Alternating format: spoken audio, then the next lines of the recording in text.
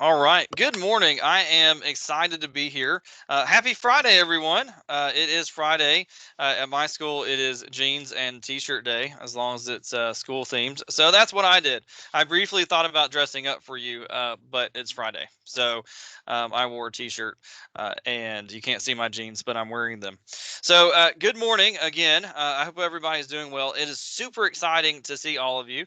I'm going to share a presentation with you here in a moment, and I will keep talking.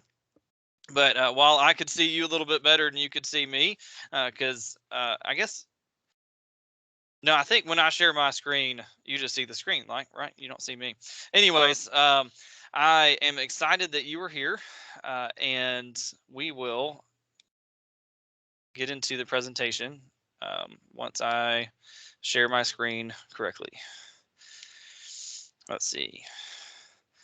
I think, and then present. All right. So, are you seeing the first screen? That says counselor Yes. admit. Excellent. All right. So this is counselor administrator collaboration. It's not scary. Admittedly, sometimes it can be, but we're going to talk about some things that we can do to help ensure that it becomes less scary. So this is for the November roundtable, as we're all here. Again, welcome. My name is Jordan Tatum. I am serving my 11th year as a school counselor, but my 7th year at Liberty School. It is a K-8. We're in Bedford County. I am very thankful, appreciative to be here and enjoy this school. We're a very strong community. I earned my Master's of Education in School Counseling over 10 years ago, so a decade. Keeps making me feel older and older. I earned my Education Specialist in Educational Leadership in 2019. So although I'm not an administrator, I did have some training and have worked closely with my administration. And admittedly, I do have some administrative roles this year to get my feet wet, but we do make sure that we keep that balance and students understand the differences between my roles as counselor and the ones that I do that are administrative.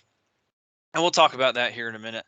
My experiences with elementary, middle school, with slight exposure to high school while I was the middle school counselor at a grades 5 through 12 school. And that was just 1 year. So I do want to be transparent that, again, most of my experience is elementary and middle with some dabbling with high school. So where I'm coming from, I have experience in Murray, Cheatham, Giles, and Bedford counties. All those are rural counties, or mainly rural. There's components that are not, but there's large components that are. At the time that I worked for these counties, none of them had a supervisor or coordinator of school counseling or mental health at the central office, which translates, as most of you know, with the role of the school counselor varying from school to school, depending on the administration and the school counselor. The administrators that I've worked with have not been micromanagers and assumed I knew what I was doing. So I do want to start off with that. So, of course, most of us, when we speak from our experience. So if you have an administrator that is more of a micromanager, that is not the experience that I've had. I know it can happen, but as I share thoughts and things that I've done, I wanted you to be aware of that. I've not always been given tasks that I wanted or thought was appropriate at the time, and I think we can all say that. And then the question is, how do we resolve those issues and think about certain things? So, first of all, I want to have an idea of who all I'm talking to. So, I'm going to stop sharing my screen for a moment. In the chat box, if you would, please share your role. I'm assuming we're all school counselors, but if anyone's not, you can specify. Otherwise, obviously, you're probably a school counselor. Please share your level. So, elementary, middle, high school, K through 8, that sort of thing. What type of school? Urban, rural, suburban, any other way that you can think to describe it. And if you have a supervisor or coordinator at the central office level. So I'm going to stop sharing for a moment so I can see those responses also. And then we will continue. Again, I do like a little bit of interaction. I know with the number that we have, that speaking on microphones is not the best way. So hopefully we can utilize the chat. And someone said I have no sound. So uh, Just FYI. So let's see. K-12, very small public school, rural only counselor. Hey, I'm right there with you. I'm at K-8. We have about 750 or so. I'm the only school counselor. That being said, there was a student issue that I addressed at 8:50, so about 10 minutes before we started. I'm aware that you got a lot going on. With that being said, I understand emergencies happen, so if anybody has to, step out or step away, you log out. I will not be personally offended, as I know life happens. High school counselor, all right, high school, welcome, Hodges Hudson. Let's see, what else we got? Elementary, urban, do have a district supervisor, cool. Let's see, middle counselor, variety of people over you.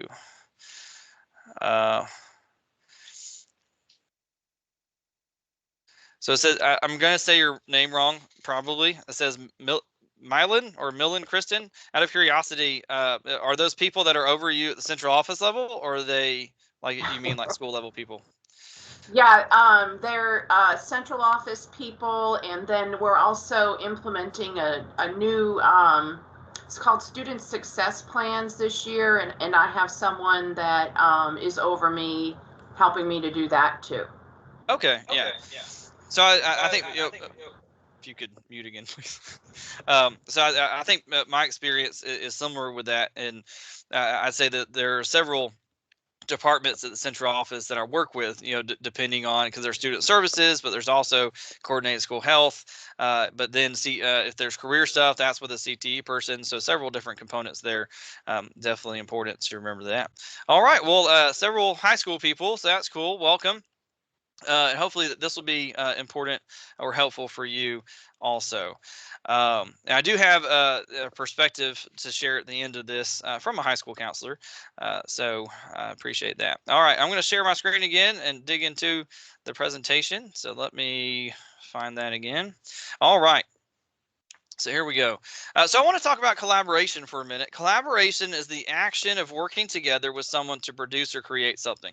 It is not just a conversation. A lot of times when we think about collaboration, we have collaborative sessions and things like that. And that at the end of the day, sometimes that can be just, talking. And it is important to know that collaboration is more than discussion.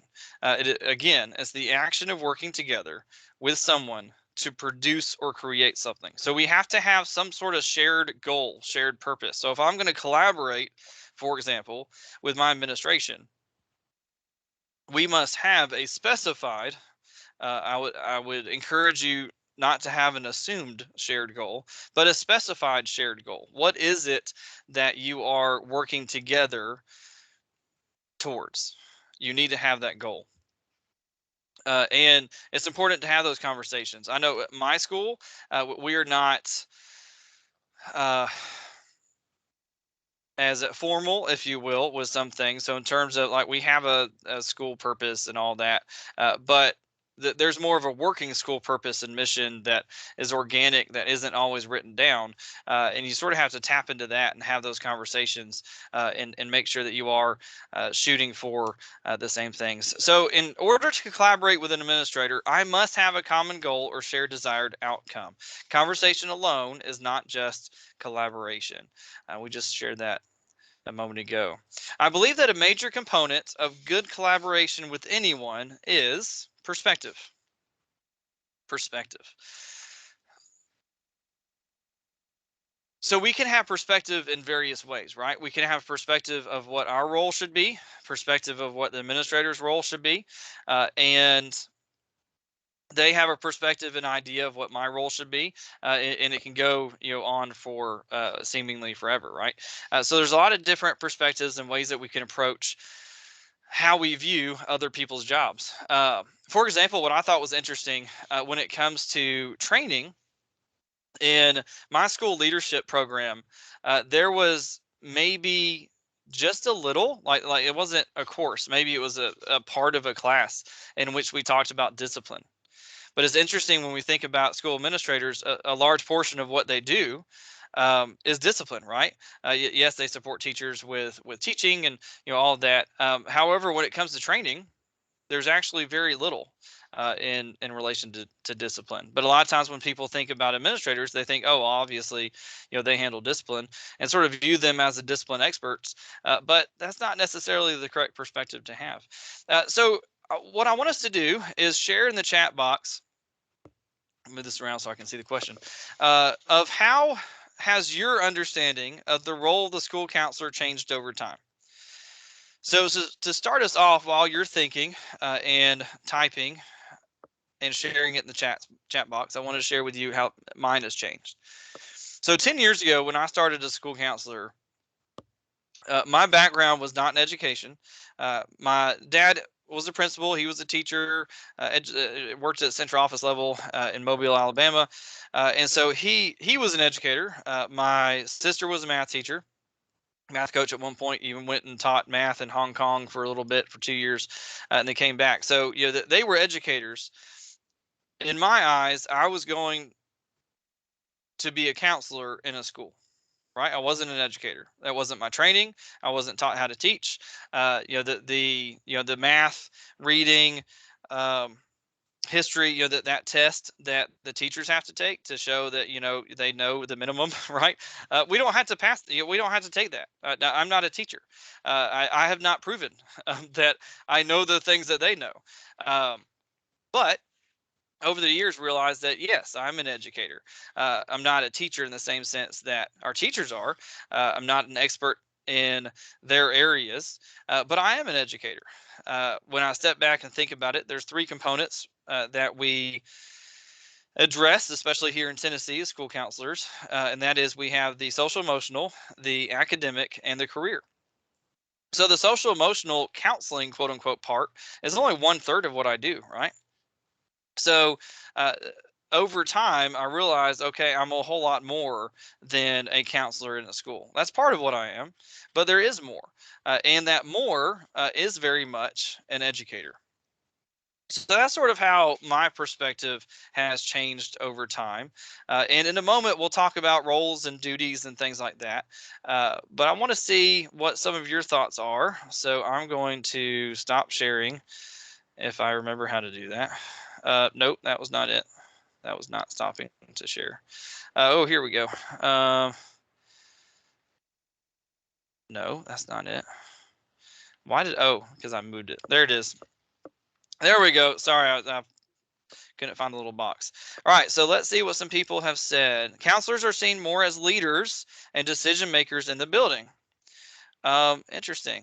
Well, and that might be, that's your school. And I think what's important, especially in times like this, for us to get together and realize my reality as a school counselor is not your reality as a school counselor, right? So in my building, there have been times where I was seen sort of like an administrator, but the way that I get paid in my contract, is very much teacher level, right? At least in my school. I know sometimes high school counselors, you might work in the summer and have an extended contract. As a K-8 counselor, I don't.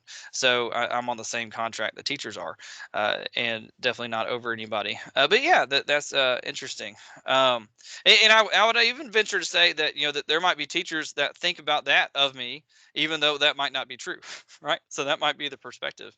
But yeah, a decision maker. See, it's changed from a focus on emotional support for individual students to more of an educator role. All right, yeah.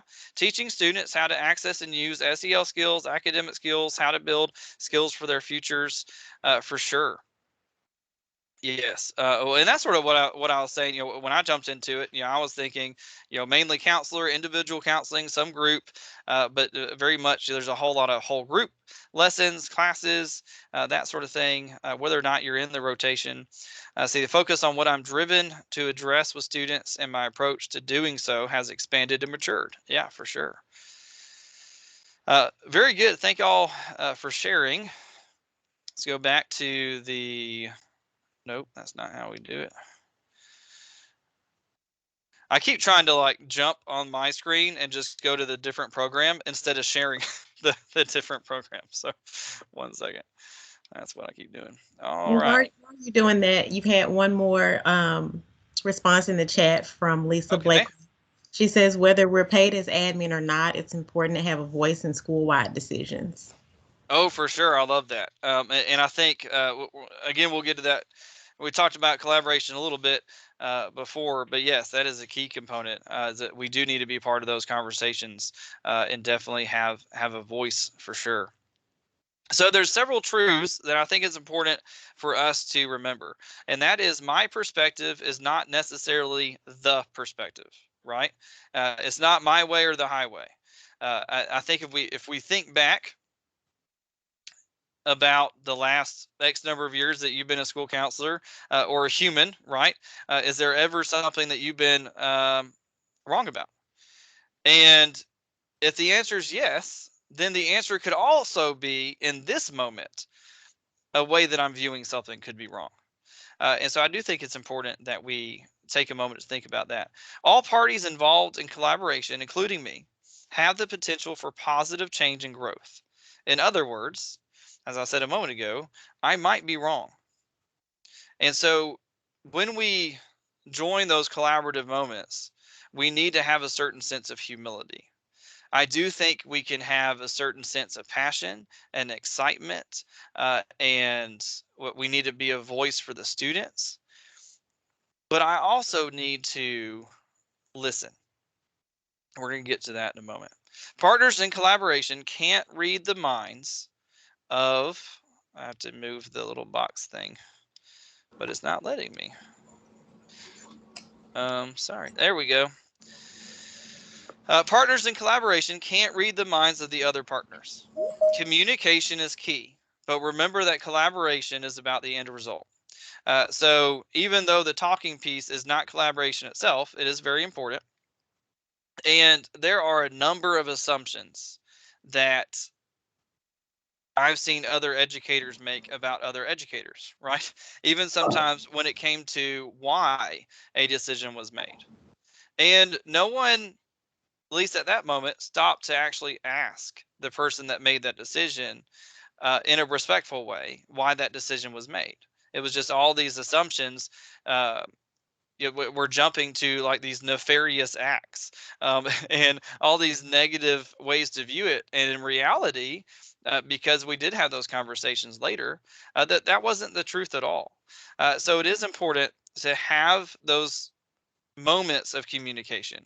And sometimes it might be hard conversations, it might be awkward, but it's super important. Uh, how can I gain perspective? So really quick, I didn't do this last time, but in the chat box, share really quick. Well, what are some things that we can do to gain perspective? And then obviously there's the next slide. There was something I was thinking of, but I would like to know your perspective. So what are various things that we can do to gain perspective? And I will try to get to the chat box so I can read the answers too.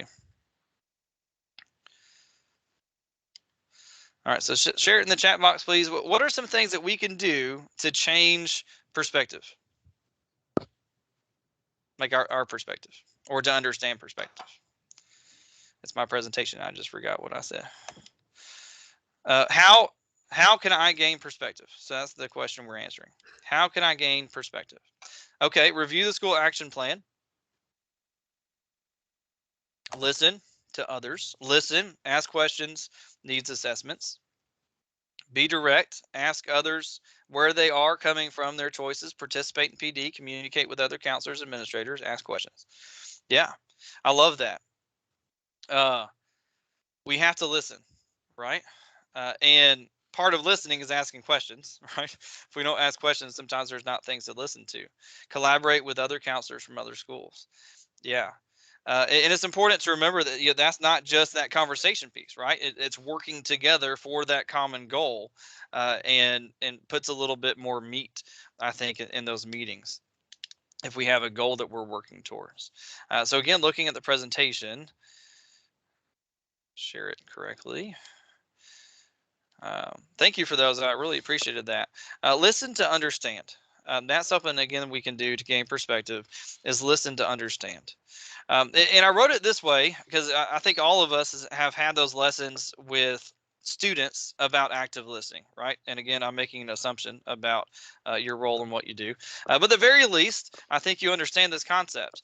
Uh, Sometimes what I remind my students when it comes to conflict, for sure, is we tend to listen to win, right?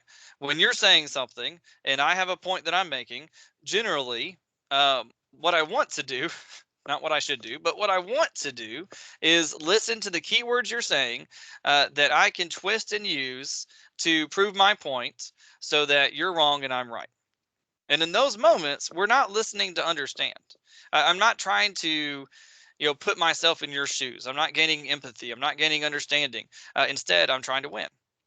And admittedly, I think that there have been times where educators, whether it's a school counselor or not, an educator has gone to an administrator wanting to change their mind, right?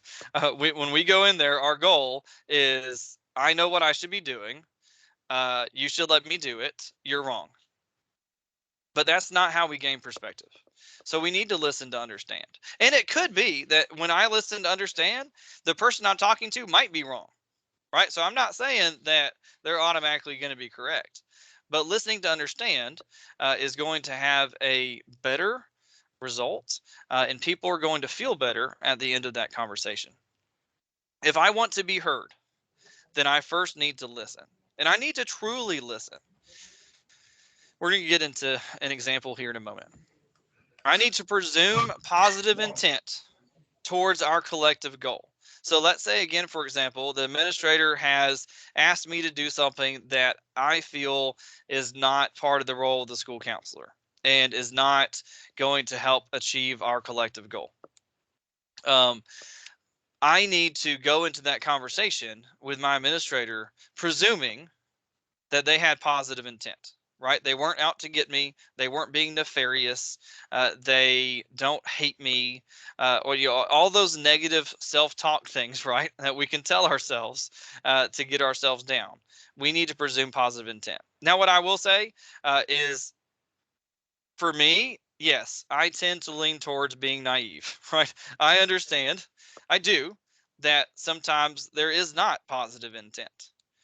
But for my sanity, for my mental health, I like to go into those conversations presuming positive intent, and I think that goes a long way. So, as school counselors, as educators, we need to be able to make lemonade, right? We're going to have situations that, at least going into it, does not seem ideal. It's not perfect, but we need to make lemonade out of it. There is zero room for bitterness when it comes to collaboration. And that's sort of what I was getting at with the last slide when I said that we need to presume positive intent. If I don't do this on this slide, if I don't presume positive intent, what am I going to become? It's that last word, right? I'm going to become bitter. If I assume or presume that my administrators are making decisions intentionally to hurt my relationship or role in the school, then I'm going to become bitter. But if I take a step back and realize, okay, they had a reason. Let me see what that reason was. Then things are going to be better. So here's the situation. Sort of cut off. I don't know why, but I think we can read it. So how would you make lemonade in the below two situations? Um, Again, I'm a K-8, so both of these are relevant to me. High school, I think I think this could possibly apply to you also. But you've been assigned lunch duty for 30 minutes with all 7th and 8th graders, or you've been assigned lunch duty for 45 minutes with a few elementary grades. And I did put both of these on there. They might sound similar, but to me, the lemonade is going to taste similar, but it's going to be slightly different. So I did want to share both of these. So again, you've been assigned lunch duty for 30 minutes with all 7th and 8th graders. You have been assigned lunch duty for 45 minutes with a few elementary grades. How do you make lemonade? So we're going to assume that you need to do these things. for the most part, and I'll explain the for the most part in a minute. But we're going to assume you can't get out of this, and that you need to do these things. So share this in the chat box. How can you make a lemonade out of this situation instead of approaching it and say the school counselor should never be doing lunch duty? I'm sorry. How dare you? Right? Because I've heard that from people. So let me know what you think. So let's look in the chat box.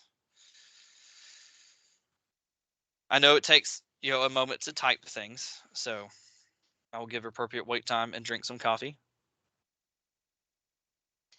Or the way that I drink it, coffee creamer with some coffee.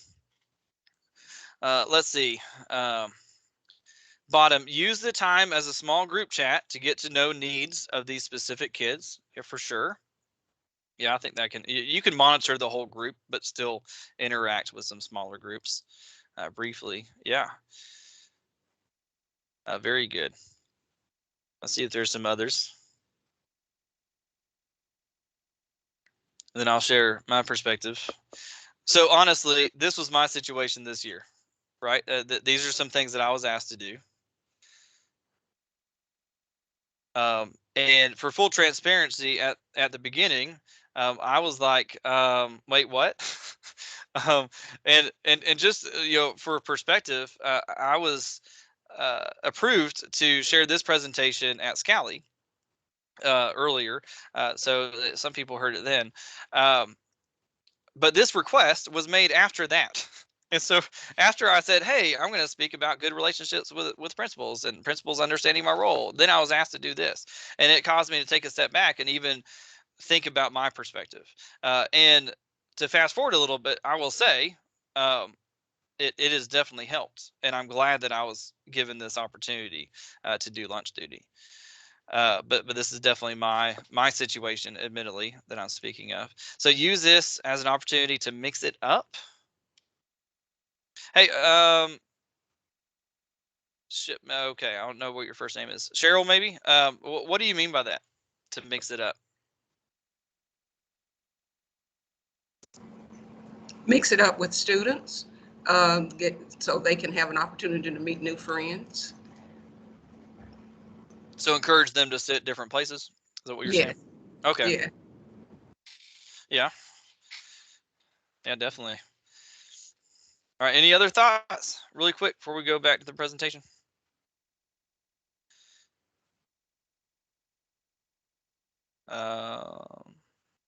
Let's see. It's a. Did I read that? I don't think I read that. It's an opportunity to see and interact with students in a less formal situation compared to in class or through counseling. 100% yes. Awesome. Sorry, that's my walkie-talkie that I didn't turn off. See, make connections, get to know kids. Yes. Connect with students and encourage positive peer connections during that time.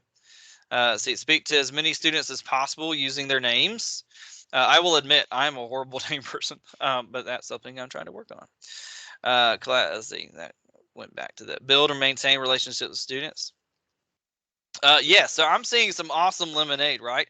And the reality is, the time that I spend in the cafeteria with these students is direct interaction with students, right?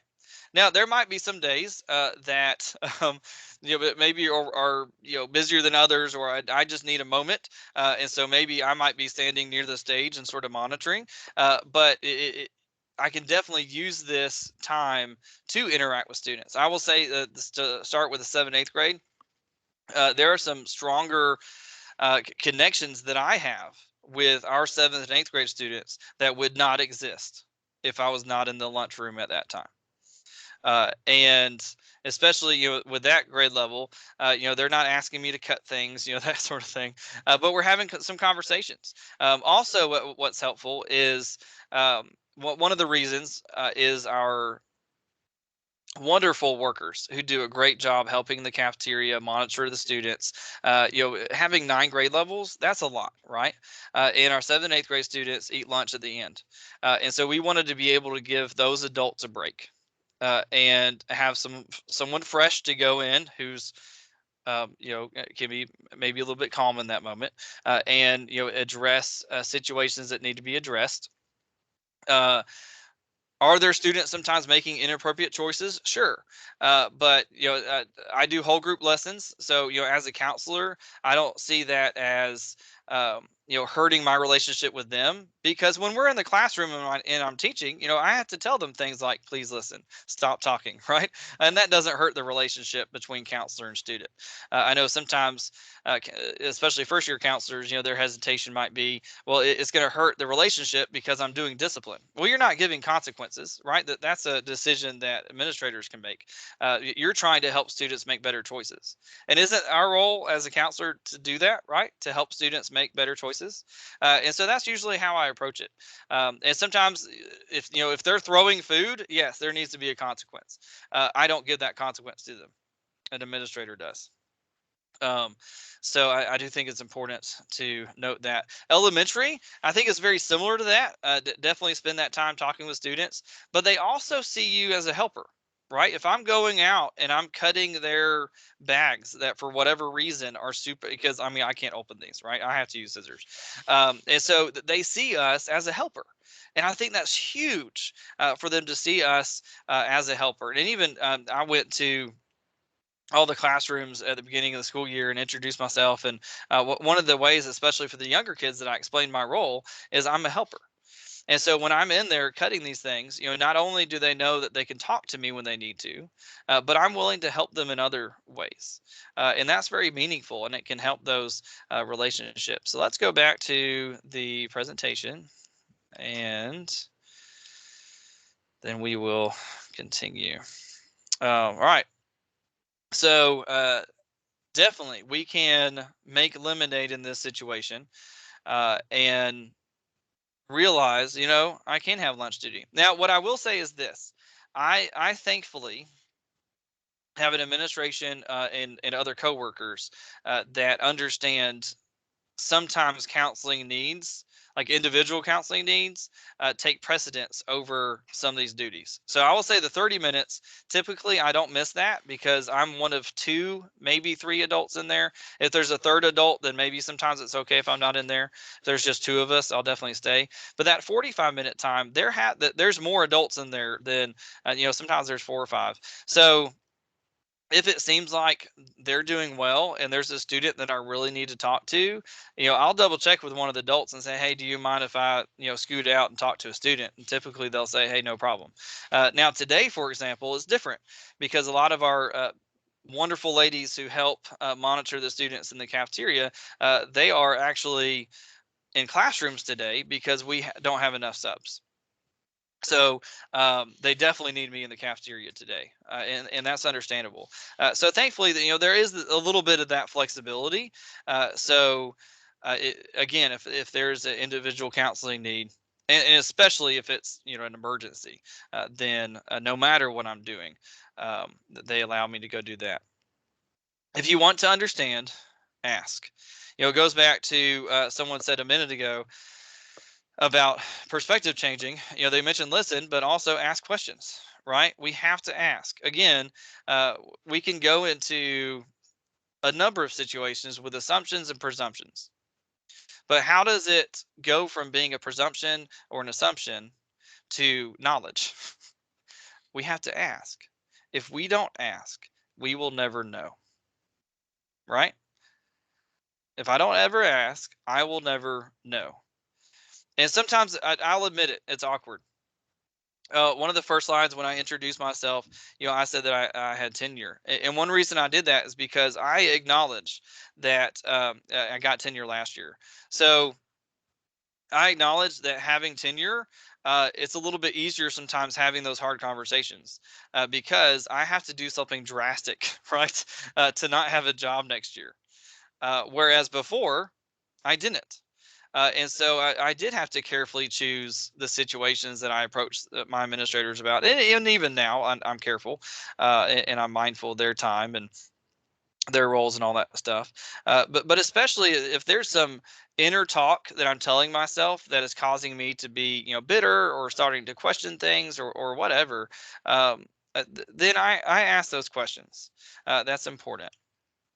So listening to the field, here's what a school counselor said. And again, this idea was about the relationship between the administrator, and school counselor. So the elementary school counselor said, I think it is probably important to be open to discussion and be able to provide data to support whatever it is that you want to change. I think many times school counselors appear to have an attitude of I'm too good for lunch duty or car rider line, but I have always been willing to find ways to make those duties work to my benefit. Sometimes we are needed in areas that we don't necessarily feel is the best use of our time. And I will add to that, sometimes that's perspective, right? How we're viewing it. High school counselor says this: we are here to counsel as well as do paperwork scheduling duties. I personally feel that we are often not looked at as counselors. I'm going to pause really quick and share. I will definitely say, I did intern with a, high school counselor. In my experience with high school counseling, is there is so much that is not what we think of when we think of counseling, right? And so, those that will take time and conversations, hard conversations with administrators, and even coming up with solutions of at the end of the day, those things need to be done. So if you're not the one doing those things, one second.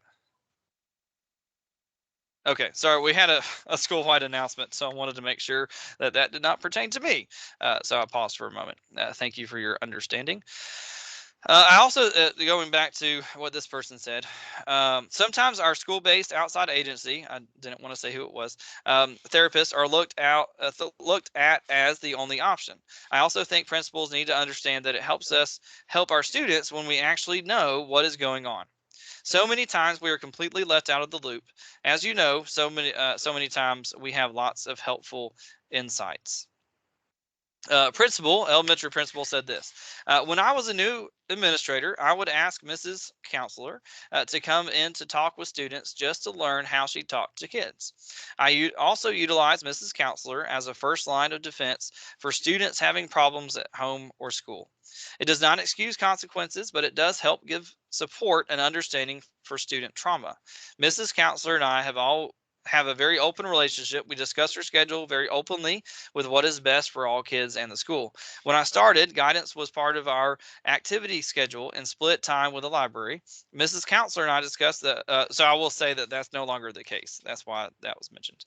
Mrs. Counselor and I discussed the school needs and her schedule on a regular basis. Having an open line of communication with your school counselor is crucial for the success of your building. I'm very blessed to have Mrs. Counselor as our school counselor. So that was elementary. An assistant principal with, it's actually elementary middle, K8, says, before I was an administrator and several years ago, the school counselor only held guidance classes in the classroom. Now, our school counselor helps identify and resolve student issues, oversees attendance, and communicates with parents. Now, I want to clarify something because this is actually me. So I don't put in the attendance notes or anything like that, but I do contact parents if their kids have excessive absences. So truancy type stuff I handle and have those conversations. School counselors can make an incredible difference if used appropriately. Let's see. So a major theme of all of these, and talking with other counselors and administrators that did not send to me things to share, but through conversation, communication. That's what we have to do. We have to communicate. And what I will encourage you to do is find what works best for you and your school administrator. For me, as I said, we're sort of really informal. Our administrator is really busy during the day. A lot of times I am too. Sometimes we'll touch base, but so far, and again, I've been here several years, 7 years, and our principal has been principal for, a couple years, and almost every quarter, I will say at least every semester, there's probably a 2 to 3 hour phone conversation that we have on the phone in the evening. And we catch up about everything, talk about future plans, and that really works. Sometimes I might be driving, she might be driving, whatever it is, but it is time out of my evening or whatever it might be, but it does help us have that communication and work together as strong partners, and I'm okay with that. Now, obviously, if I wasn't, then I would need to communicate that with her and create some sort of plan. But as long as we're communicating, my perspective is all right. If that's what we need to do, let's do it. Live your passion, right? Don't forget your excitement. I think as we are school counselors and we work year after year after year, the longer we do it, it is important that we don't forget our passion. Don't forget your why. Be passionate, be excited, live your passion. But don't forget your words. Don't forget your words. We have to communicate. We have to listen. Whoever that is, please mute. We have to listen. It is very important that we approach our collaborative relationships in those ways. So live your passion, but again, we must um, communicate and collaborate. Those are two different things. So remember that. We need to communicate, we need to collaborate, and there's a difference. A key to working together is sharing.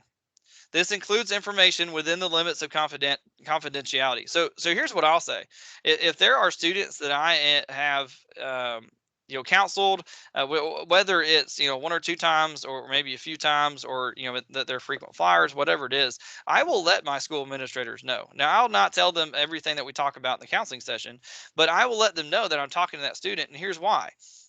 More than likely, some of those students are students who get written up in the classroom and are sent to the office. If I'm talking to a student, I want the administrator to know, so then they will come talk to me. And they'll say, "Hey, Mr. Tatum, I know that you talked to the student. Is there any insight or suggestions you have going forward that might best support the student?" I will say I have a really good collaborative relationship with our assistant principals. If there's a student that's receiving a certain consequence, I am definitely separated from that consequence, but I will talk to that student about making better choices in the future, what we can do to have a better future, and the goals that that student wants to work towards. Uh, and there's really no way for me to automatically know that. So thankfully, they let me know, and I have those conversations with those students. I do want to thank you for listening. I'm going to exit out of the presentation so that we can see each other. I think this topic is very important. Again, I ran into school counseling with a certain idea, and part of it was because I was told this is what a school counselor is. But over the years, have realized to a degree, yes, and some more. Lunch duty is okay. Now, what I will say is, if I was asked to do, we have what is like from 10:20 to what 1:30. That's a long time. If I was asked to do lunch duty the whole time, okay, we would have some stronger um, conversations about that. That I don't think would be okay. That's not the best use of my time. Now, I do think if I'm in there a little bit, especially during that 45 minutes, because usually that's what it turns into, and then the 30 minutes with 7th, 8th grade, for me, I can find that meaningful. Being in there for like 2.5 hours and not being able to do other roles related to being a school counselor, I think would be a struggle. So balance for sure, I guess, is sort of where I'm going to with that. So any questions, comments in the chat box, and we could discuss it.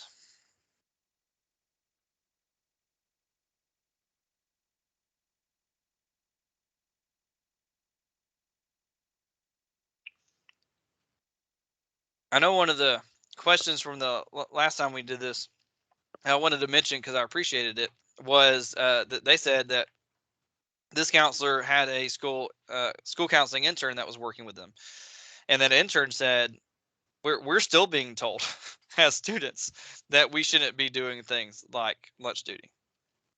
And so I do think this is relevant, right? It's a relevant conversation, and again, I think it goes back to communication, discussion, balance.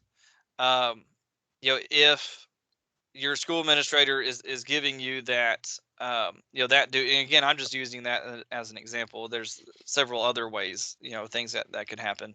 But they could be giving you those duties because they don't understand the role of the counselor, or it could be other reasons. So that's why those conversations are important. And if through conversation you realize I need to sort of educate and help inform my administrator what the role of the school counselor is, then that can happen. I've done that the last 7 years. When I started this school, the only thing the school counselor did was classroom guidance. And actually that was I think it was K5.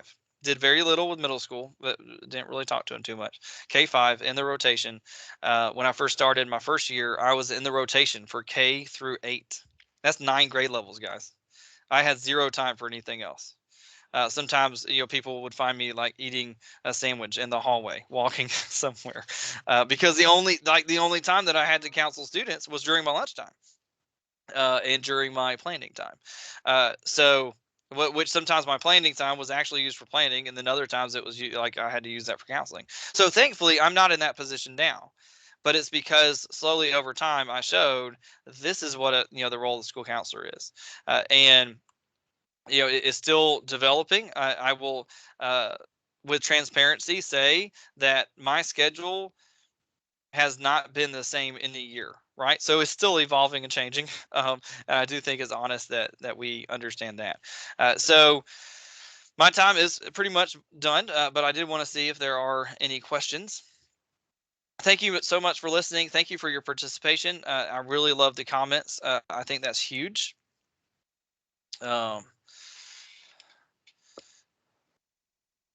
So again, thank you for the opportunity. Thank you, Denisha, for having me. I appreciate it, Ms. Steele, and I look forward to. Just so when you see me log off, I did listen to Lisa the other day. All right, so we already had this roundtable Monday. I listened to her then, so I got a class I gotta go to here in a minute. So I'm gonna log off in a second. Just wanted to again say thank you. And what Lisa has to say is great. So me logging off is not a diss to her because I listened to it the other day. Great stuff. So if you're an elementary school counselor, please stay on, because it is some helpful information. The high school counselors, if you're still here, hey, thank you so much. I appreciate you for being here, and all the school counselors for sure. All right. Thank you, Jordan. We appreciate your time this morning. So we're going to go straight into our next presentation, and this one is really more specifically for our K through 5 elementary counselors. So if you are high school, you are welcome to stay and just kind of see, what we're talking about. It does relate to college and career readiness, but more so for our earlier grades. You're welcome to stay with us, but the focus is pretty much on pre-K through 5. So Liza, I'll give it away to you. All right, thank you, everyone. I'm going to take a minute just to get set up. So if you are as our kind of guest list settles, if you will, I'm just going to take a minute and get my presentation going, and then we'll get started soon after that.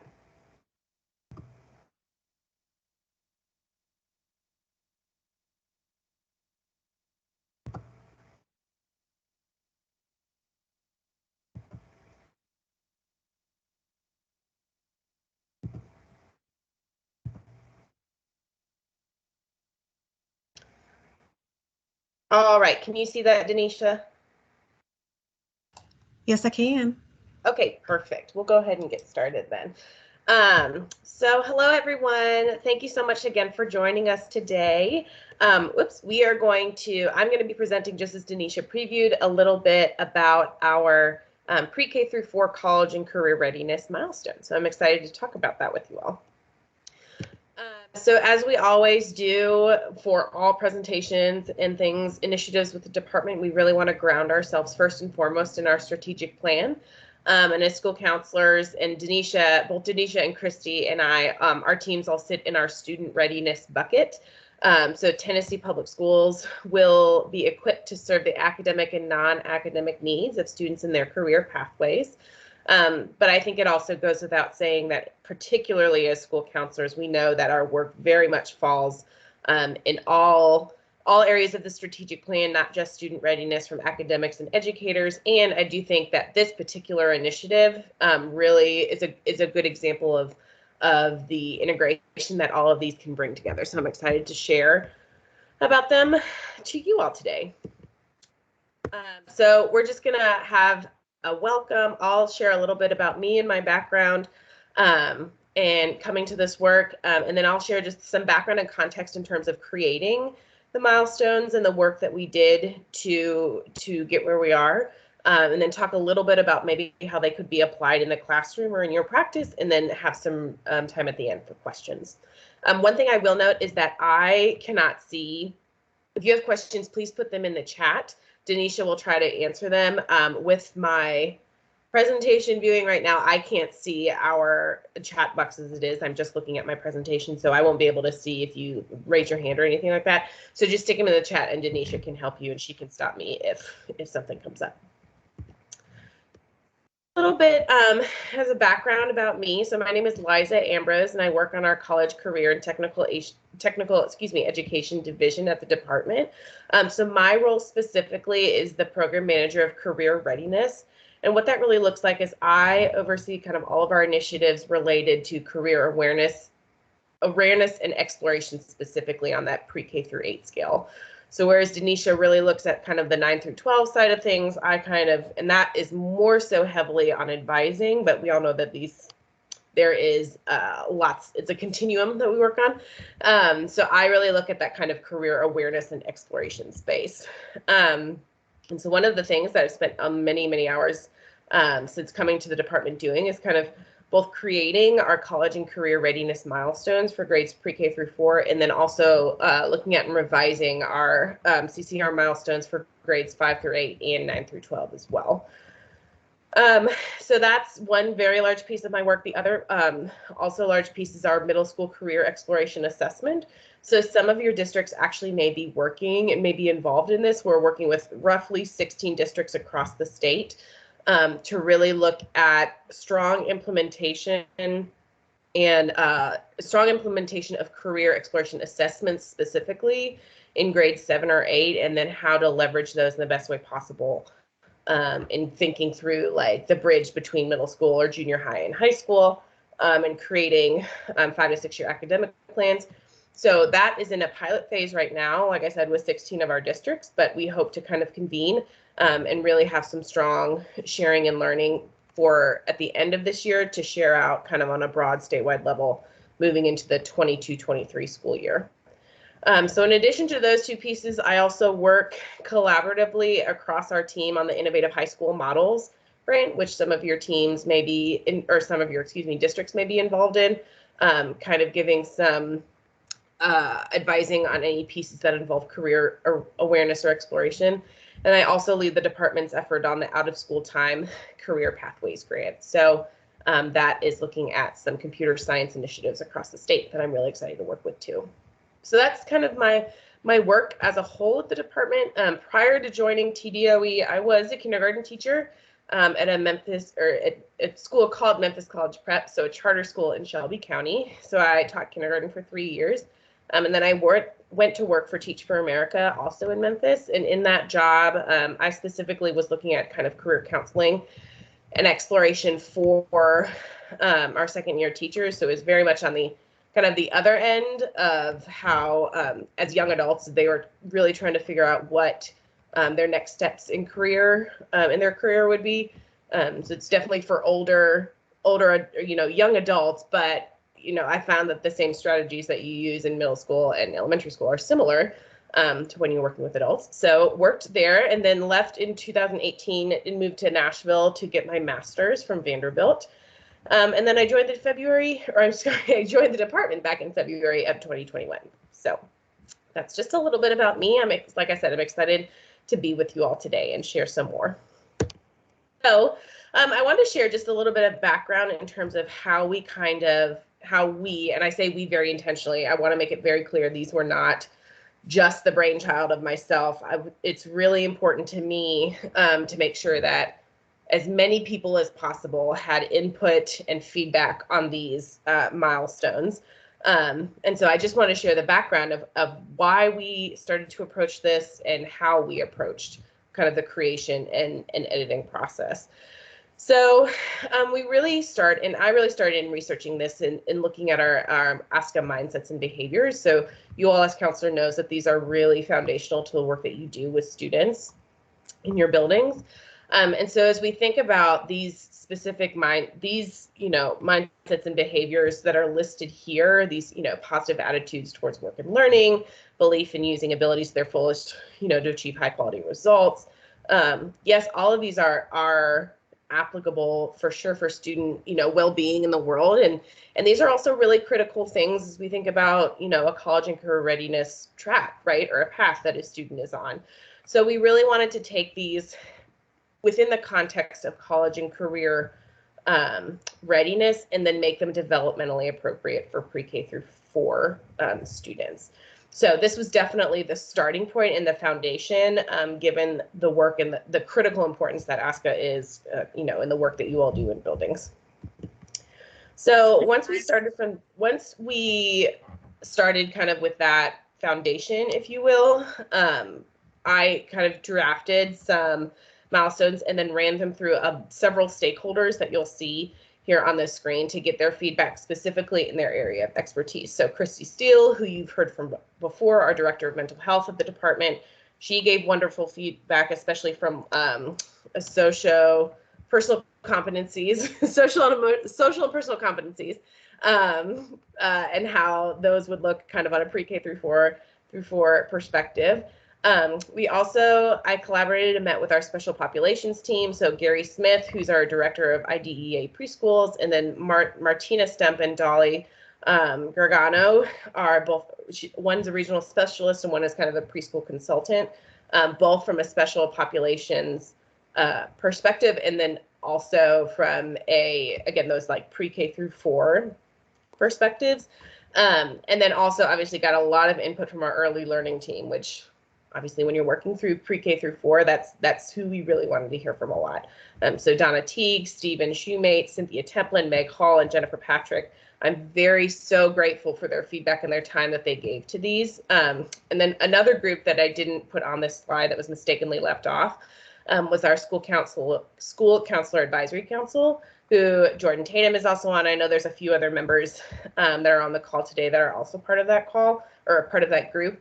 They reviewed them and gave really good feedback as well. So I put these here again just to remind you, I don't ever want to think that these are just my thoughts or just my ideas, that a lot of very qualified and very invested people and the state, and internally at the state and then externally, obviously, from folks who are in schools and buildings all day, really held these and got to see these and give input to them. So, and then also wanted to talk and just mention too that some additional context that was really important, and my hope is that this comes across and it is known with these documents or with these kind of milestones as well, is that we know that like milestones are not standards. So I remember being a teacher and very often thinking, oh my gosh, these standards, this is something else that I have to incorporate or something else that I have to do with my student, when your time is already limited with your students and their needs can be very high. So these milestones do not function in that context. They are not standards, and they're meant to serve you as a support as you think through student and teacher actions for your buildings or a grade level or specific classrooms overall success for college and career readiness. So they're there as a support. They're not there as certainly not something to be tested or evaluated on or anything like that.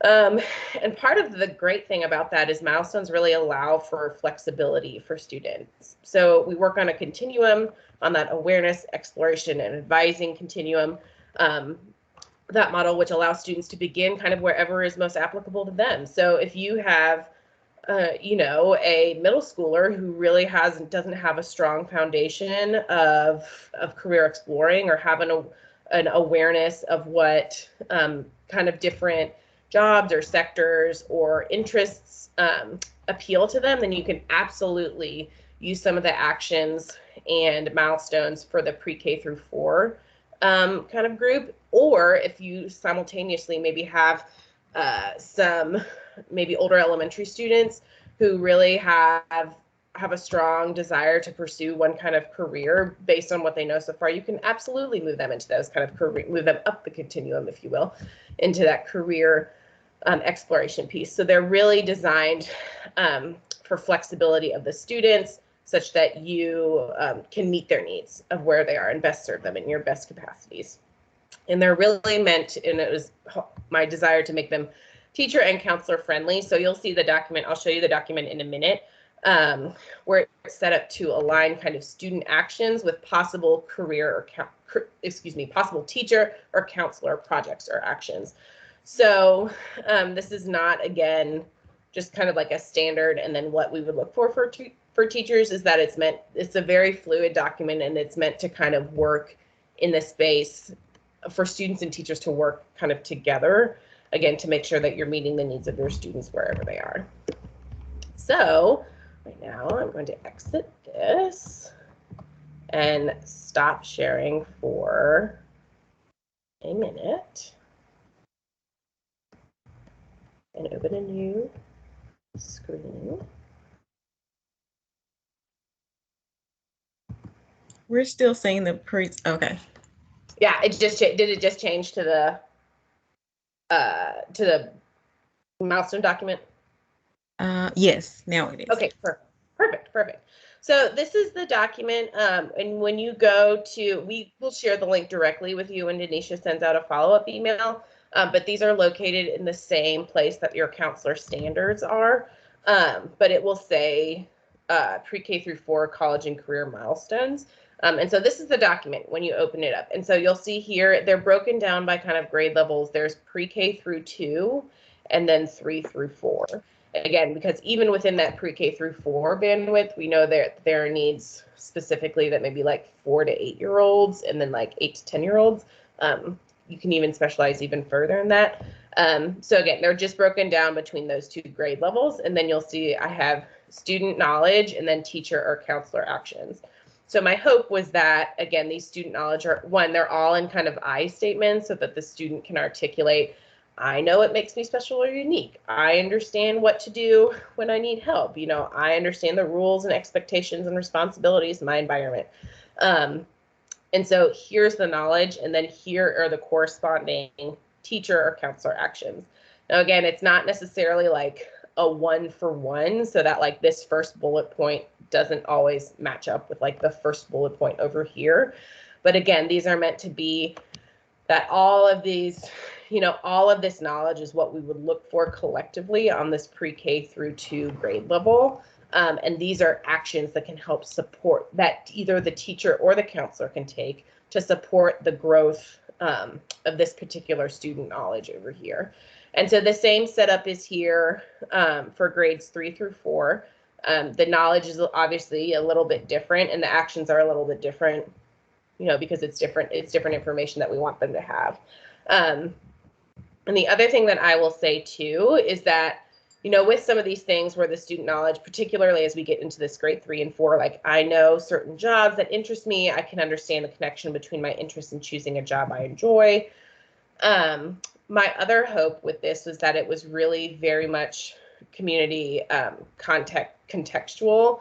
And I'll talk about that a little bit more when we get to kind of the next slide.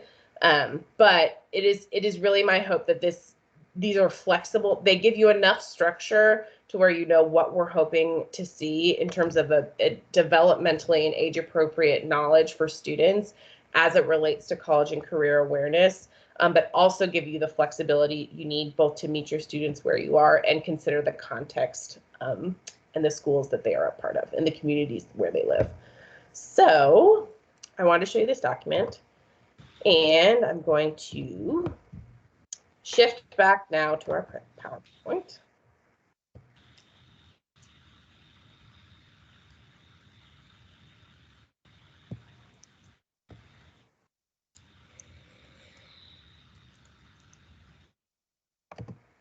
All right, does it look good, Denisha? Yes, good. Okay, perfect. So now that you've seen the milestones just that we have available to you all, I wanted to spend just a brief, couple minutes talking about and thinking through the application of how you can really apply these to your classrooms that you work with, or individual students or groups or anything like that. So one kind of resource would be the ASCA Career Conversations in elementary school. So ASCA provides conversations between and among students, caregivers, and counselors. Those are really great and have really good, almost like starter sentences and starter ways to kind of conduct group conversations specifically about college and career awareness, again, in the context of elementary school. And again, you can begin to build awareness. Many of you may be in buildings that already have really great campaigns, either like a career week or, different kinds of ways to bring in awareness around jobs. Or I know we just had Veterans Day was yesterday. So many of you may be thinking, or your students may be thinking about, the military or servicemen and women or family members who have chosen that for their career path. But again, the goal is to, if you have those campaigns, great, you can use some of the milestones to integrate those milestones into campaigns that you already have. And if not, you can use, those milestones are meant to help you kind of think through what could it look like to integrate more college and career readiness into, into our school building and our school culture. And then finally, community context. Again, it was really my hope with these milestones that if you have students who say, maybe a cluster of students who are really interested in, I don't know, the medical field, or if they're really interested in being an architect or, in biology or anything kind of like that. But it is that you bring kind of that community context into your building. So it's not just, I want to be, a nurse at this hospital, but let me talk to my school nurse who I know and I can see every day, or maybe let me talk to my neighbor who I know is an x-ray technician, and I can learn more from him or her about what his job looks like. So again, they're really meant to, and my desire is that you can bring in the community context where your students live, where they go to school, so that these are real life, tangible people to them, and not just kind of far off, lofty things to consider. But that they become very real, and the college and career readiness becomes very an easy thing to talk about. So, excuse me, other resources that we also just wanted to make sure that you were aware with, and again, we can share these with you when the PowerPoint kind of goes out after this meeting. Excuse me, but the College Board has an elementary school counselor's guide, which can be helpful, again, kind of thinking through those college and career conversations at an elementary school level. In addition, the ASDA ASCA Career Development Specialist Training is also available, and the Georgia, as well, the DOE Career Awareness Lessons, which covers all career clusters.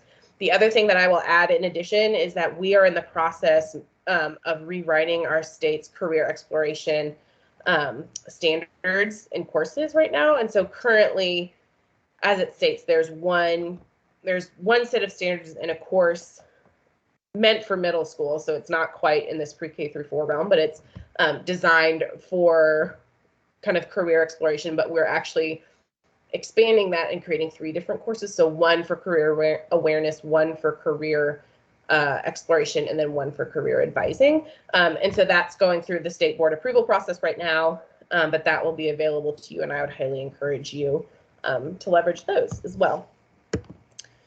But other than that, that's all that I had to share with those. I'd be happy to answer questions. This is also, my contact information. I'd be happy to connect with you in any kind of way if you're looking for either additional resources or context, or just have questions, and especially even outside that elementary into middle school as well, because like I said, that's where kind of my my work expands into in that career awareness and exploration piece. But other than that, thank you all again for letting me share. I'll stop presenting so I can see. But yeah, I'd be happy to answer questions. If not, Denisha, I'll turn it back over to you. Okay, great. Thank you so much, Liza. I appreciate your time there. If you all have questions that you think of afterwards, I will be sending out an email this afternoon with both Liza and Jordan's information. If you didn't get it in the chat there, Jordan did put his email there, but I can also send that out later if you just want to talk through, kind of how he has handled his collaboration and relationship with his administrator. And I'll also be sending out the milestones as well as the other resources that were shared in terms of the Ask Career Conversations, the College Board, Elementary School Counselor's Guide. All of that will be sent to you this afternoon in an email. So we appreciate your time this morning. We know that you all are very busy. I'm glad to be able to give you back some time here so that you can get back to doing what you need to do on a Friday morning. So our next school council roundtables, we will definitely let you know about those. They will be in the newsletters, and I will send them to those school counselors that I do know and have relationships with, as well as our school council advisory council also sends these out to their regional colleagues as well. So we are TBD, but we're looking at February of 2022 to have our next one, just to kind of give you guys time to get back into the swing of things in the spring semester. So we will definitely put that information out there as it becomes available. Again, we appreciate your time this morning. And if you have any other questions or we can help you in any way, Liza and I both belong to College and Career Technical Education, and Christy Steele, who was on this call early, who had to drop off, unfortunately, but she works in student and family support. So if you're looking at anything in terms of social emotional or coordinated school health, that's going to be her side of the work of school counseling. So again, thank you so much. We appreciate your time, and we will see you at the next roundtable. Bye, everyone.